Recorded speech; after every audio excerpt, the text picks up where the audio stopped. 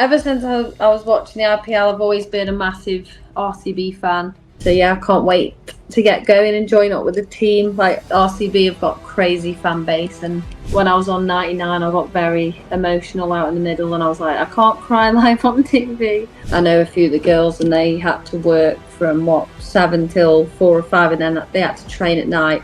Those 2 knocks, probably the toughest knocks I've ever played for England. Like, it was so hot. Who do you think will be more expensive, Deanna Doughton, Heather Knight?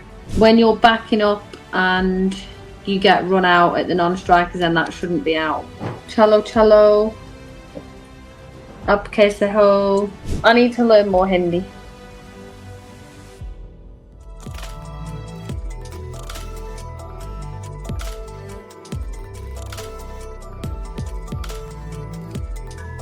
Danni, again, first things first, we know a lot about your career, you know, the progression from playing in the middle order to the top order and all of that. I would like to take a couple of specific moments from your career and delve deeper on that. So one of the first moments that come to mind is, of course, Canberra 2017. A lot of people talk about the 50 that you scored in the first T20 of that series, that potentially being the watershed moment and whatnot in your career. For me personally, I feel it's the century that was a lot more important. It was a record chase, if I'm not wrong, back in the day when that happened. It went a long way in ensuring that you were able to cement your position there. And then a couple of innings later, there was a century against India. Heartbroken as I might have been as an India fan, of course, it must have done wonders for your career there. So that 100 against Australia, what did it mean to you? And coming in that situation, what was it like? Yeah, like you say, you know, that 50 and that first T20 really gave me a lot of confidence, because before that I was more of a bowler, so I used to open the bowling off spin. I used to come around the wicket in T20s and just dart it in, try and bowl at leg stump and just put out deep square, deep cow, and say hit me. So yeah, that was my role as a bowler. And then with the bat, I was more like a pinch hitter, but I knew that I was better than that.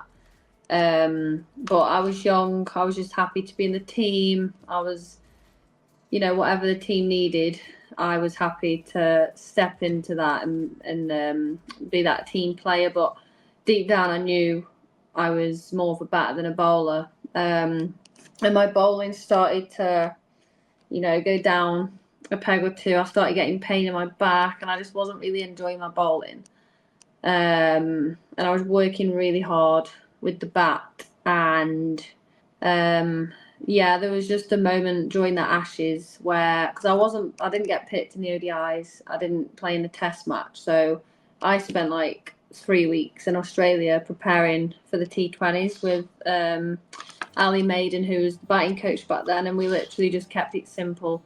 Yeah, he used to say head bat ball. It was a head bat ball drill. So keeping my head, my hands, and everything in line, and just literally focusing on hitting straight with a full face of the bat.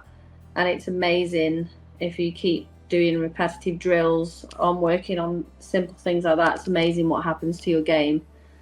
Like if I'm nailing a straight drive or a cover drive, I know I'm in a good place. With all my other shots, they all just happen. Anyway, so yeah, I got that 50 in the T20, and then they asked me to open in the next T20. I think I got 18, and then in the next T20, that was when I got the 100, which was yeah, a very special night. And my granddad passed away like a month before that, so it was for him. And yeah, when I was on 99, I got very emotional out in the middle, and I was like, I can't cry live on TV.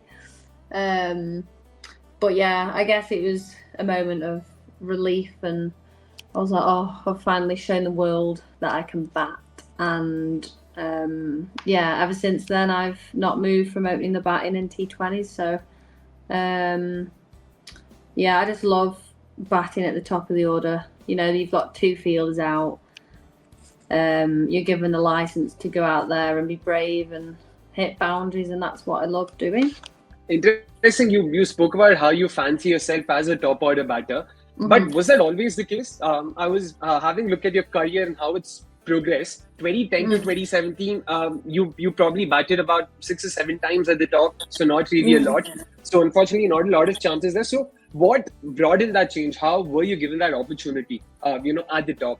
I don't think we couldn't quite get the opening partnership right. Like, we tried a few things. And the coach, Mark Robertson at the time, said, do you fancy go at the top of the order? And I said yes. Like, that is the best place to bat in T20 cricket. So I didn't think twice. I said yes, please. And yeah, luckily I grabbed it with both hands, and I'll make it continue for the rest of my career. But I just love batting at the top of the order. You got the new ball. It just feels so nice, hitting that new ball through the field, hitting boundaries. It's a pretty cool place to bat, and I think a lot of games are either won or lost in the power play. So, it's a pretty big job, big role to play opening the batting in T20. And, it's a brutal sport, opening the batting. It's so up and down because you're playing risky cricket, and most of the time it's not going to come off as you want it to, but the days that they do come off is when you'll play match winning knocks, and you're helping the team out to getting them off to the best start that they can, and hopefully contributing to a win. A lot of things you mentioned there, let's just pick them one by one, Danni. The reason I again go back to 2017, of course, you would also agree you would probably split your career into two halves, the pre-2017 era and then the post-2017 one. Numbers themselves suggest that. I was looking at it, 70 innings before. Average of 11, again, does not really speak volumes about it in terms of your skill. Post that, the numbers are beyond astronomical in terms of how well you've performed there. But how do you look at, how T20 career itself has evolved? You spoke about how power plays, most matches are won and lost in the power play. Do you think that's changed only in the recent past, given how batters have, taken to playing attacking cricket, taking a lot more risks, not just in the power play, even beyond as well? For myself, I've always played aggressive cricket. Like, I've never been one to, keep defending and leaving the ball. I've always wanted to get off the mark with boundaries and play attacking cricket. That's what comes natural to me. And I think watching the men's white ball team, the ODI team, men's T20 England T20 team, like the way they've played over the last 6 years has been very inspiring to watch, and I've always wanted to play like they have. Like, even all around the world now, India, South Africa, West Indies, they smack the ball from ball one, which is what we want to do. We've played like that for the last few years now, and that's what T20 cricket is all about, isn't it? Being brave and playing attacking cricket, entertaining the crowd. We speak a lot about inspiring and entertaining the next generation, and that's what I think when I go out there and play. I want those kids to enjoy watching me play. I want bums on seats, and I'll always play like that. And I think with John Lewis, our coach, he wants us to play fearless cricket as well. So that goes into ODI cricket as well. Been inspired by the way those boys play. Again, in terms of not just the white ball team, of course, 2015 to 19, it's considered to be a golden era of sorts. When it comes to the men's side of things, the way they performed between those two editions, people just loved it. Even me as a neutral, it was fantastic to watch the kind of performances we got to see there. But you spoke about bums on the seat there, Danni, and we can see that in the last couple of years or so, or probably you would say 3-4 years. We all remember the MCG final of the 2020 World Cup, record attendance then. We've seen how WPL has come up and actually taken the world by storm. Do you think that is changing, not just slowly, but actually a lot more faster than people give it credit for, in terms of more people viewing women's cricket as a sport? Oh yeah, for sure. I look back at when I first started playing for England, there was hardly anyone watching. There was no girls' teams in my area where I lived back in Stoke-on-Trent in England. Now you've got girls' leagues, you've got so many girls' teams in the area, and I think it was since we won the 2017 World Cup, like, that really made women's cricket boom in our country. And all around the world, you just see, even here in South Africa, the crowds have been really good. And the T20 games that we've had, India, massive crowds in the WPL. Hopefully that continues. But I think it's down to skill level of the girls. Like the skill level's really gone through the roof. Like for me, at my age now, I'm 33. I've still got so much to work on. I want to keep improving, keep getting better, because people are so good now, and people are coming after your place. You've got young players coming through trying to get your spot. So it just keeps pushing everyone to get better and better, and the standard across the world in women's cricket's gone through the roof, and it's amazing how many people are watching us now, even on TV at home. Yeah, 100%. I mean, the number of people watching not just, their respective nations play, in general, viewership from even neutral fans, as you would say, has definitely massively gone up in the recent past. Performance levels, of course, has played a major role in that. Players actually playing globally. When you look at how other countries are playing, we saw how Sri Lanka, for the first time, they won a couple of away tours last year. They also the Asia Cup, defeating India. We've seen South Africa and New Zealand, both of them play the World Cup final. I don't think that was a final anyone saw coming that way. Do you think, again, you mentioned it briefly, but how big a role do you think such tiny little nuances also play? Different teams also putting a hand up there, not just the same old England, Australia, New Zealand, the expected teams doing well, but also all these other teams coming in. Well, I think the big one for me is that these countries are now all contracted players, or most of them are contracted players, which helps so much. Like back in the day, when I first started playing for England, I had to work as well as play cricket, and it was so hard. And people like the Sri Lankan girls, they've got professional contracts now. They had to work before, and it was so hard. Like I know a few of the girls, and they had to work from 7 till 4 or 5, and then they had to train at night and look after their families. So to give these girls contracts, it's always going to benefit them, and all the countries around the world that are now contracted. You can just see the difference that it's made. Like the skill level's gone through the roof. Sri Lanka played an amazing series against us a couple of years ago when they came over and played us. Pakistan are getting better and better now. Even the associate countries like Hong Kong, Thailand, Ireland, Scotland, they're coming. They're improving fast as well, which is great. And the more that they play, like they're playing way more cricket than they used to, which is another big factor. And that's only going to benefit them as well. And it's just great to see as well from an England player. And you've got all the franchise tournaments now. You've got the 100, WPL, CPL.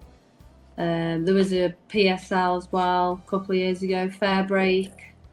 That's only going to benefit women's cricket around the world as well. And it's an exciting time to be a part of the change, and being a women's cricketer at the minute, it's really cool to be a part of. But Danni, again, it's definitely an exciting time to be a part of women's cricket for sure. But given the kind of workloads that players are seeing, naturally you would also see a lot more cases of breakdowns in terms of mental health being focused upon. A lot of players would also like to look at that side of things. You've also spoken about this earlier. Given the amount of cricket that's being played, this year alone, if you look at just how much cricket you've played, you had a series in India, and then of course there was the WPL. Post the WPL, there was the New Zealand series that you had to play, and then post that there was the Charlotte Edwards Cup in England, then the 100, and then of course there was the World Cup. So again, it's been practically non-stop cricket for you in 2024. How long do you think would you be able to sustain it, firstly? And secondly, how important then do you think is it that players take cognizance of the fact that it is important to take breaks and also look after yourself? Oh, it's so important. I think, something that I've done really well over the last 5 years or so is getting my balance right with cricket and life. Like before, I used to think cricket was the be all or end all of life, where it's actually not. Like, we're so lucky to be in this job, traveling the world with our best friends, representing our country. Like, it just doesn't get any better than that. And yeah, I think, you can go out there and train. It's just so important to have afternoons off to yourself. Go off and do some shopping, speak to family, speak to home, do whatever makes you happy, basically. And I hate being in cricket all the time, like the bubble. I love getting out and talking about other stuff in life. It really helps me. So I think, a piece of advice for any young cricketer is to make sure you've got a good balance on and off the pitch. Like when you're on, you're working hard. Then as soon as you're finished, go away, get away from the game, go and enjoy life, which is something I've done and I still do. Try and do my best anyway. And I've got great support around me. I've got a great support network. Recently just got married to Georgie, my wife, who, she's a massive supporter of mine, and my parents as well. I'm very lucky to have them in my life, very close. I've got some really good friends around as well, so that's so important to, if I have got something I want to talk about, it's nice to have people around you to get it off your chest, which also helps, and I think it's so important. But yeah, we have so much cricket now. It's pretty much all year round, which I'm not complaining about, but it's so important to look at the schedule, look at the calendar, and look at gaps where you can go on holiday, relax, recharge the batteries, and then when you're on it, your battery's full and you can give it your all. And then it's just a matter of, if you're feeling like you need a break, be confident enough to go and speak out and tell your coach or your captain how you're feeling, and maybe, just have a few days off. There's nothing wrong with that. Or if you've got training the next day, there's nothing wrong with saying to the coach, I'm feeling a bit tired, can I have it off? It's not a bad thing to do that, because at the end of the day, your team wants you to play the best you can do, and if that means having a day off or two, then you do it, as long as you're feeling at your best and feeling ready to go. So Danni, what did you do on your last vacation off? Have you taken any in the recent past? When was my last holiday? Oh, it was when I got married in August. I had 10 days off after that.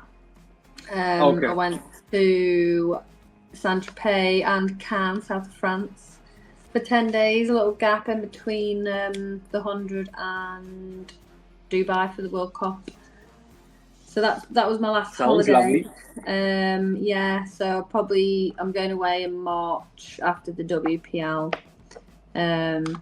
Yeah, that'll be my next little holiday. But I've got Christmas break as well coming up, so that'll be really nice. See the family, get back home. Yeah, that'll be nice, and of course, much needed break in the sense that January, of course, would see you being a part of the Women's Ashes. And I don't have to say how important that would be for every member who's going to be taking part in that series.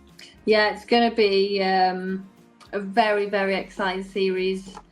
Two teams that are in great form at the minute, and it's always a really enjoyable but tough challenge playing the Aussies, especially in their conditions as well. And we'll go in there with full of confidence. We've done well in the last Ashes.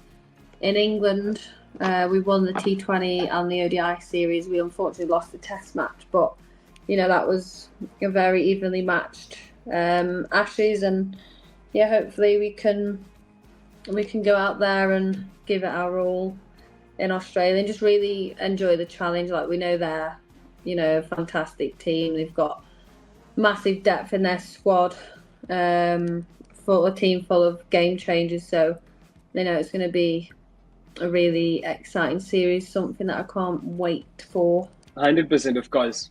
We'll save the Ashes for a later chat. Just a few more questions, Danni.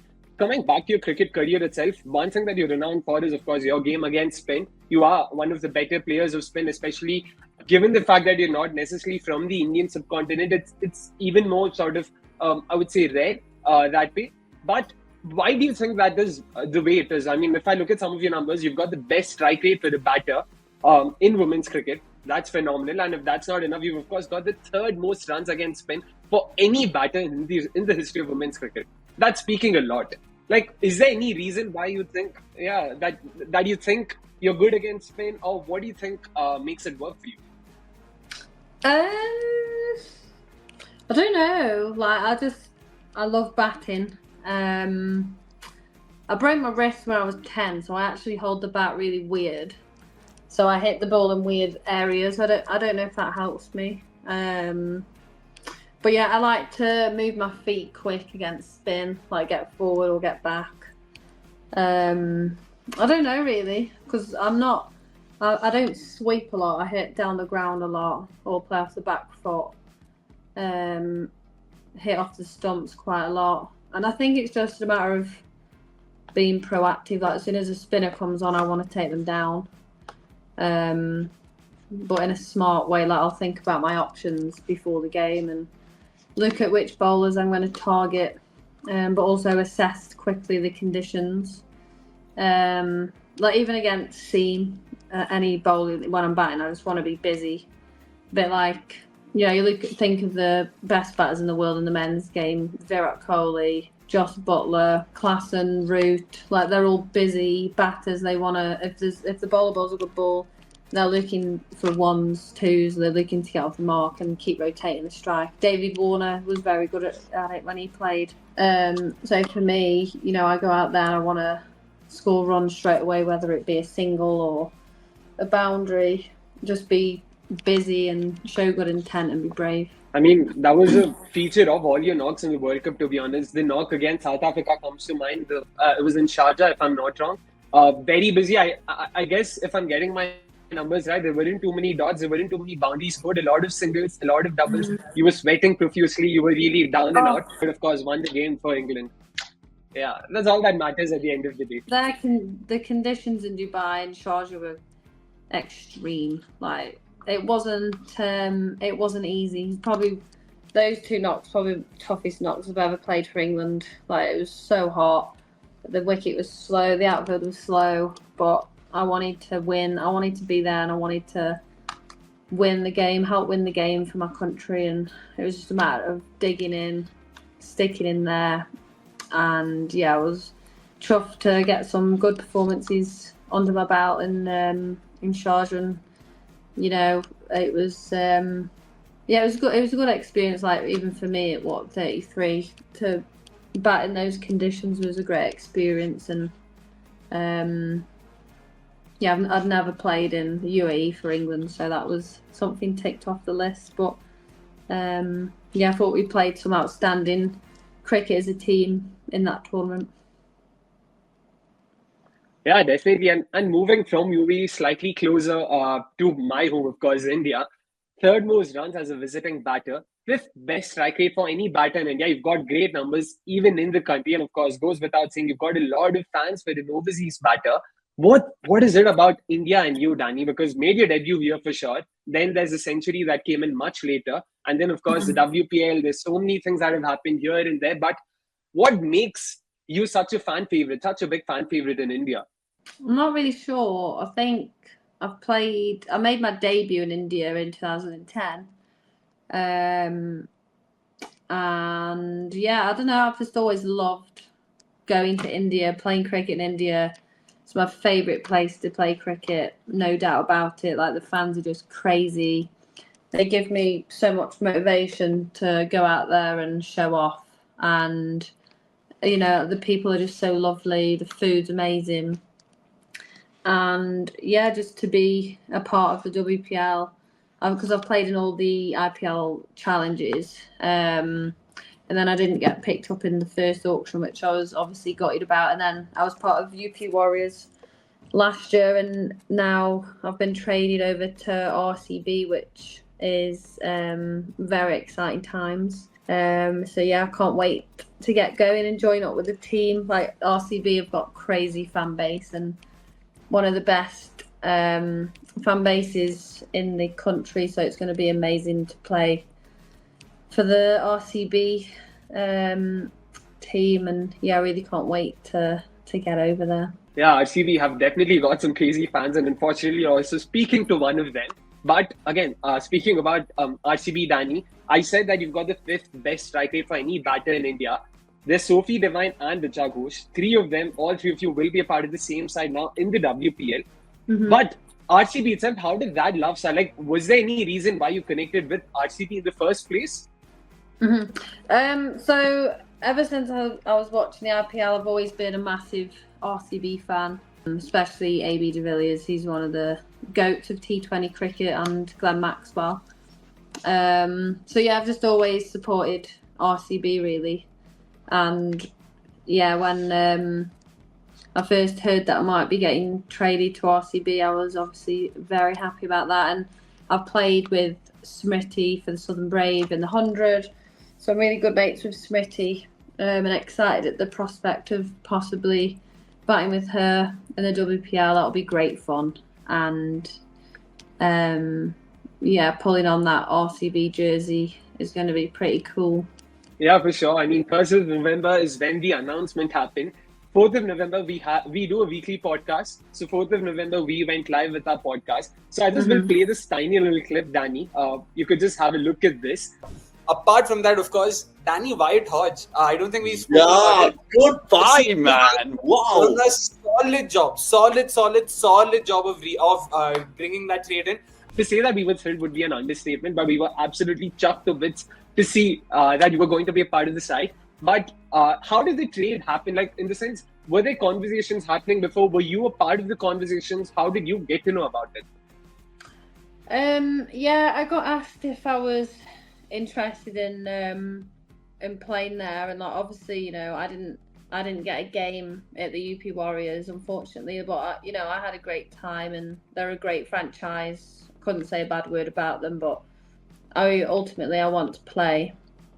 And you know, the thought of possibly getting a go for the RCB in the next WPL was really exciting, and yeah, I left the rest to my agent to sort out. And yeah, you know, I know Smriti quite well, so I had a few chats with her, and yeah, they've got a great squad. Like, you know, it's an honour to be traded into a squad that won it last year. That makes it, you know, a little bit better as well. And yeah, it's going to be amazing playing with the likes of Elise Perry, Sophie Devine, Crossy's there as well, and Smriti, Richard Gosh.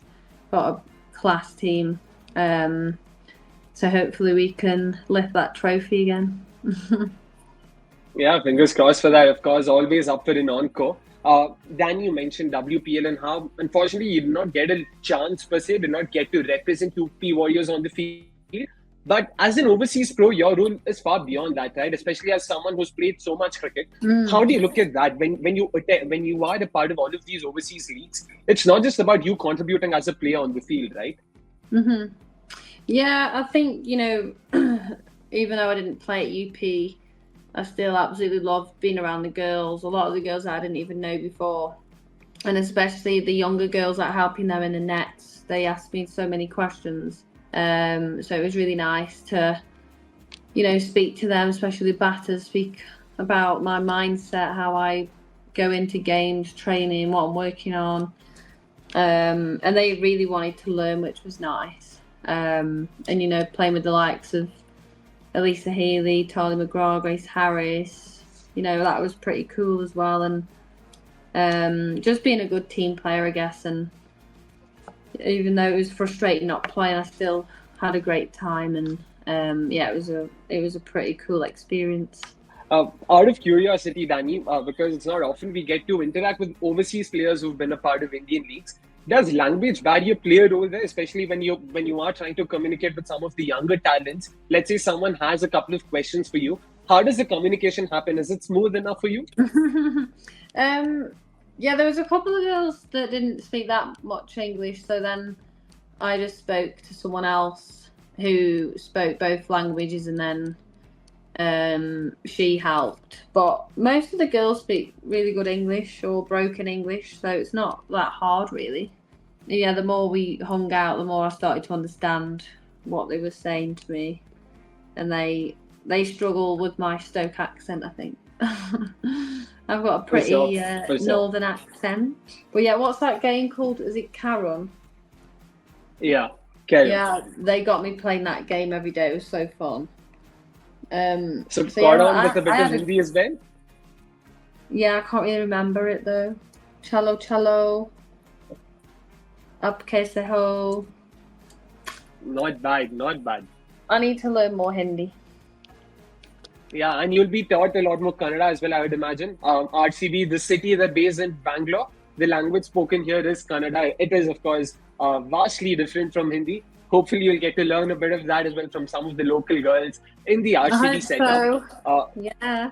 Earlier, you spoke about, of course, your partner, Wyatt-Hodge. You got married earlier this year. The only break you took, of course, in 2024. Fingers crossed, you get to take a lot more breaks. But coming to the relationship itself, Danni, it's not something that this part of the world sees often enough. So, how do you think has it been looked upon or talked about, not just within your team, but has there been any difference per se, or do you think everything's still the same? No, it stayed the same. The only difference is I've been heckled by the crowd, people calling me Hodgie instead of Wyatt. But no, I've had nothing but positive messages, people coming up to me still saying congratulations. Like, I've had no bad comments or anything from people face to face. Like, obviously I get the bad messages on Instagram, which is frustrating, but that's the world we live in, unfortunately. And in some places in the world it's not seen as normal, but I'm very lucky where I'm from that it is seen as more accepted and more normal. And like, you should be able to be who you are, and who you should be able to be who you want to be who you want to be with at the end of the day. Like, life's too short, you only live once. So yeah, I'm very lucky in that sense, and yeah, it's been the best year of my life for sure.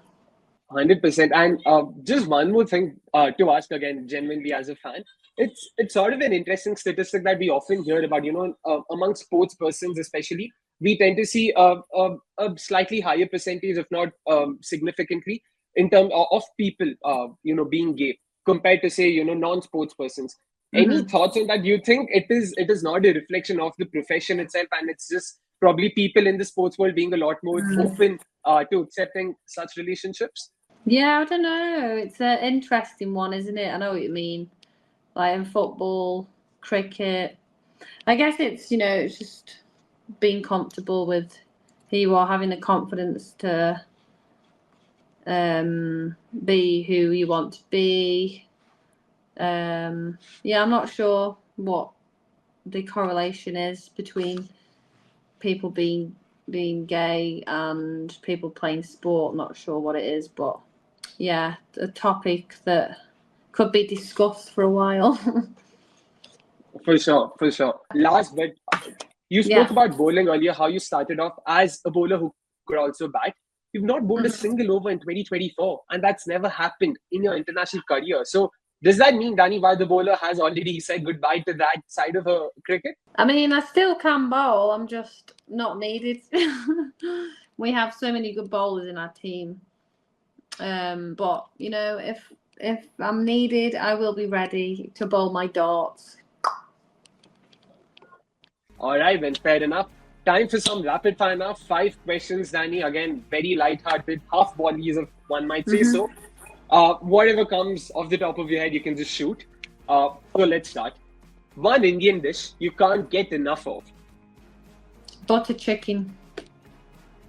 All right. One player with garlic from England butter who's not... naan. Okay, garlic butter naan. All right, I'll remember the order for sure next time you're in India. One player from England who you think will be successful in the WPL. Someone who's not played so far, who you think will make it big in WPL. Freya Kemp. Oh, that's the name I had in mind. Again, Southern Wave connection. All right, interesting. Who do you think will be more expensive? Deanna Doughton, Heather Knight. In the WPL auction that's coming up, who do you think will be more expensive? Heather Knight. Okay, sticking to the skipper there. Couple of questions to go. One thing you're looking forward to doing in Bangalore. In Bangalore, drinking chai with Smriti. Okay. And one rule that you think should change in cricket. When you're backing up and you get run out at the non-strikers, then that shouldn't be out. Ooh, I wish we could delve deeper on that, but we'll save that chat for another day. Thank you so much for being such a wonderful sport, Danni Wyatt. Just one thing. How was the interview? If you could just tell our viewers if you liked the interview, and also if you could ask them to subscribe to cricket.com. Guys, if you've liked the interview, why don't you subscribe below to cricket.com?